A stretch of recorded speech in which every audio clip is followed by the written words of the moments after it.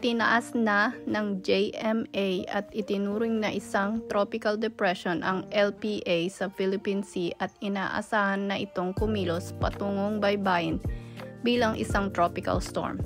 Inaasahan din nilang magiging mas malakas ito bilang isang tropical storm sa susunod na 48 oras habang ito ay papunta sa Mindanao. Inaasahan na ang sistema na ito ay kikilos patungong kanluran at maaaring maging pangalan na bagyo para sa Pilipinas.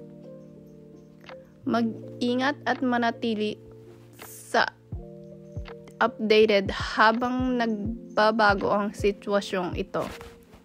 Ang totoong aksyon ay inaasahan sa Linggo at Lunes. Magdadala ito ng malakas na hangin sa baybayin ng 200 to 300 mm ng pag-ulan sa Eastern Mindanao at Southeast Visayas.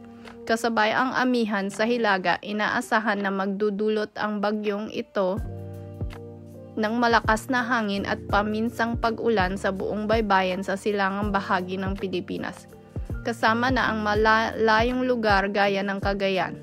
Siguraduhing bumalik para sa karagdagang impormasyon sa oras na ito ay magiging available.